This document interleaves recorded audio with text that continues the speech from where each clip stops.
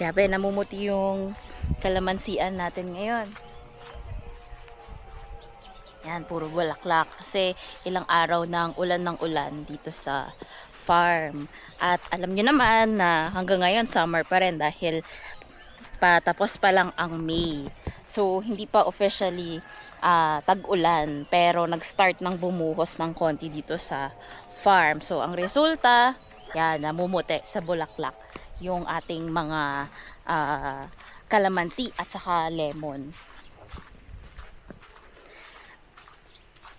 Yan. So, hindi kami laging nag-aabono kapag gusto namin magpabunga. As in, naturally, dadami talaga yung bunga ng ating mga kalamansi kapag mag-start na yung tag-ulan. Nahirapan nga yung mga puno natin nung summer kasi sobrang init talaga. So, may ilan na naglagas yung kanilang mga dahon. So, katulad nito.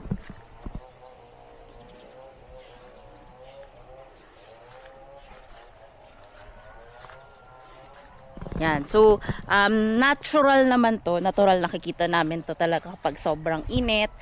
Syempre, may hirapan silang mag-produce ng mga bagong dahon. Nalalaglag pa nga yung mga dahon. Pero hopefully, ngayong magtatag-ulan na, dadami ulit. No? So, pero alam nyo naman na kapag umaraw, tas biglang umulan, tas sa araw na naman, nagpo-produce talaga yon ng maraming bulaklak. So, ngayon, hindi naman natin ine-expect na lahat ng bulaklak ay magiging bunga. Hopefully, yung ilan sa mga to, no, ilan sa mga puno natin makapag-recover muna na maglagay muna, magkaroon muna ng mga bagong dahon bago sila mamunga ulit, no. Pero naturally, ganito lang talaga yung behavior ng ating mga kalamansi.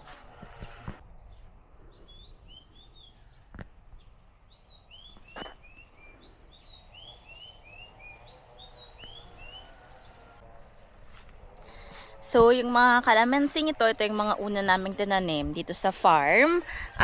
Kung nakasubaybay kayo sa journey namin from the start, talagang dinevelop namin tong farm. Una naming tinanim itong mga kalamansi.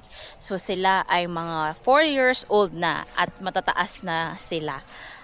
And patuloy pa rin silang bumubunga. No? So, ito yung mga grafted natin na mga kalamansi. Tapos, after noon, nagtanim pa kami ng mas marami. Later, papakita natin. Doon sa may mga malapit sa puguan natin, meron tayong mga ilang kalamansi at syempre mga lemon din doon.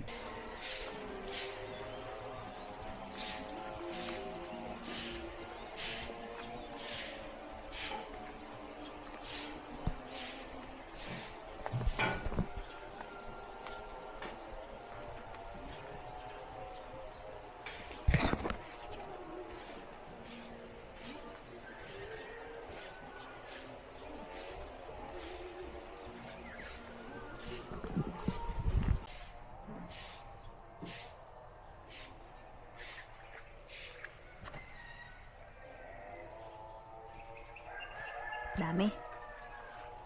Bawat sanga, grabe.